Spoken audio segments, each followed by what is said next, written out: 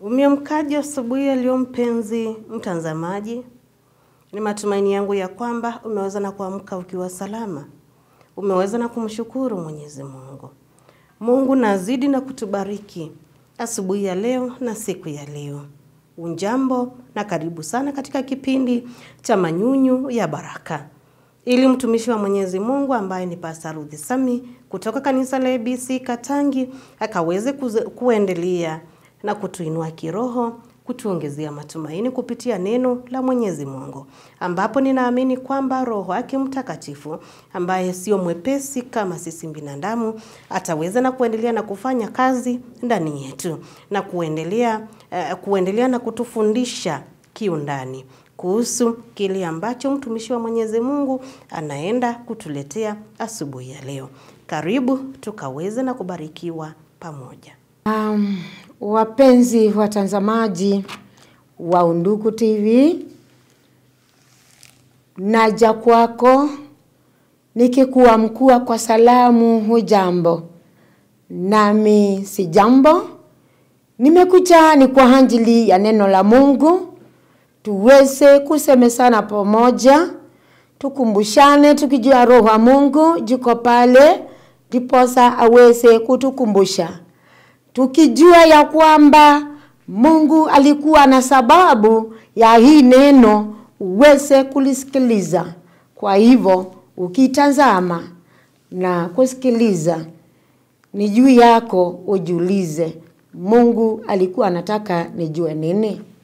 Basi naenda kusoma hayo maandiko katika waraka wa Waebrania sura ni ya 13. Nitasoma mstari wa 5 na 6, mstari miwili. Usiwe na tabia ya kupenda fedha, muwe radhi na vitu mlivyo navyo, kwa kuwa yeye mwenyewe amesema, sitakufungukia kabisa wala sitakuacha kabisa, hata thubutu kusema, Bwana ndiye anisaidiaye. Sitaogopa mwanadamu atanitenda nini? Tuombe. Asante Jehova Mungu, ni kwa ajili ya mara tena kusimama mbele ya watazamaji watumishi wako, wapendwa wako Jehova Mungu, ambao ulitenga siku kama ya leo ili waweze kutazama na kusikia kutoka kwako. Nitumie kama chombo chako na kama watazamaji ukaweze kutuma Roho wako Mtakatifu awafunze yote. Katika jina la Yesu Kristo tunaomba. Amen. Lengo ile tutakayo kuwa nayo siku ya leo kuhusu mahubiri ya siku ya leo inatuambia ya kwamba usipende mambo ya dunia kuliko Mungu. Usiyapende ya dunia hii kuliko kumpenda Mungu. Hakika hiki kitabu hakijulikani kabisa ni nani aliandika. Mara watu wasema ni Paulo, wengine Musa, na kamili hakijulikani ni nani aliandika. Lakini mwandishi aliweza kuyaandika kutoka katika hiki kitabu ili sisi tuweze kupata maonyo tofauti, na yalikuwa ya kutia watu moyo, na yalikuwa ya kuwasaidia ndiposa waweze kumngojea huyu Yesu Kristo kurudi kwake mara ya pili, ili kunyakua kanisa pia wao waweko. Na pia neno linatuhimiza ya kwamba tunapaswa kulishika neno la Mungu.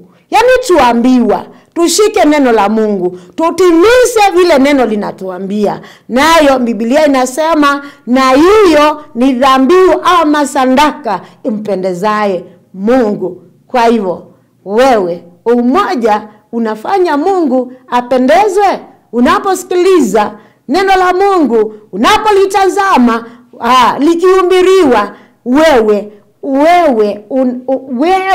umekuwa sadaka mbele ya Mwenyezi Mungu, manake ukiwa mtiifu utakuwa unampendeza huyo Mungu na nikutii neno la Mungu. Kwa hivyo ningependa kuongea pointi moja kuhusu mahubiri ya siku ya leo, manake Biblia imetuambia kwa lengo tusipende mambo ya dunia hii kuliko kumpenda Mungu. Mwandishi hapa amekuwa specific, akasema ya kwamba msipende, usiwe mpenda fedha. Ni ukweli mtubu, amesema hayo wazi. Usipende fedha kuliko kumpenda Mungu. Na ni ukweli. Unaweza kujiuliza swali, na huyu mhubiri anataka tufanye nini? Kwani anahubiri nini? Nani anaweza kukaa bila fedha ama pesa? Nani anaweza kuishi katika hii dunia akiwa hana pesa? Maana kila kitu ni pesa. Kula pesa, kunywa pesa, kujifunika pesa, masomo pesa, kila kitu ni pesa. Lakini Biblia inatuambia usipende hayo mambo yote kuliko kumpenda Mungu. Kwa hivyo inamaanisha mweke Mungu mbele. Ni maana kwamba endapo unahitaji pesa, umuitishe Mungu, ukijua kila kitu chote kinatoka kwake na wewe umeumbwa na yeye. Na endapo utaweka pesa mbele, hiyo itakuwa idol worshiping. Utakuwa unaabudu hizo pesa. Kwa hivyo unapaswa kumwabudu Mungu. Ndio maandiko yanasema usipende kuliko Mungu hizo vitu zote uko nazo. Na aliposema hayo, alijaribu tena kuendelea na kueleza ya kwamba turidhike na kile tuko nacho.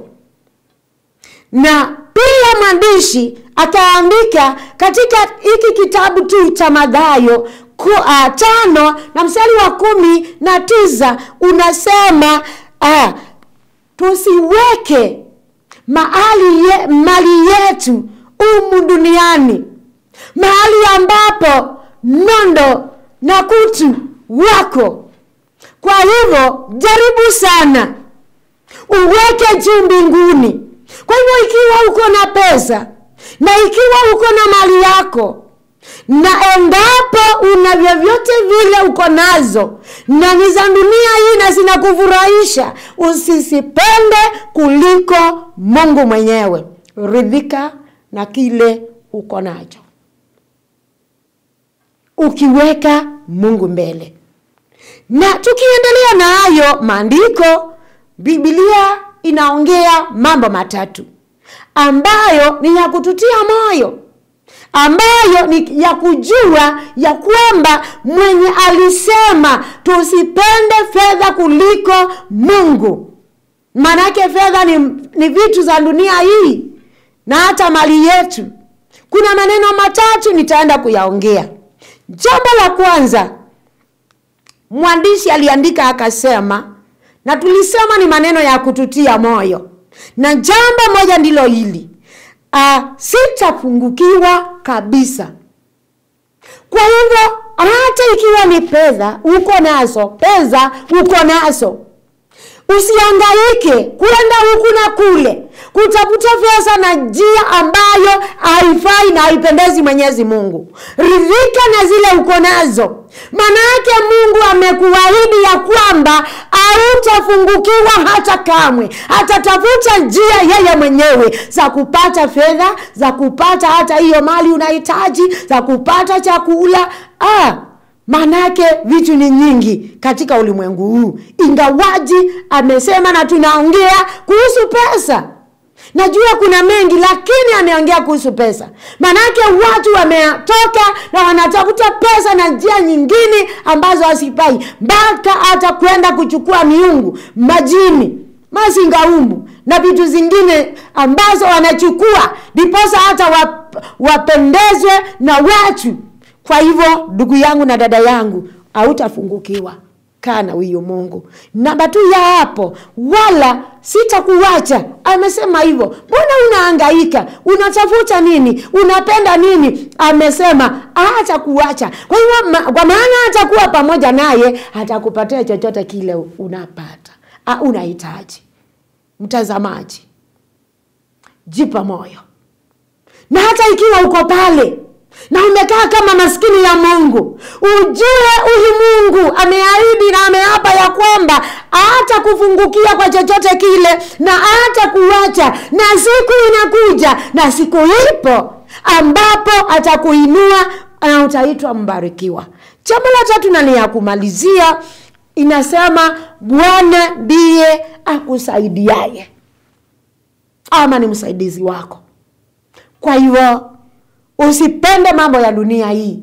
Mjaribu tu Mungu, umpende Mungu, na hakika amesema atakusaidia, atakushindishia zile uko nazo.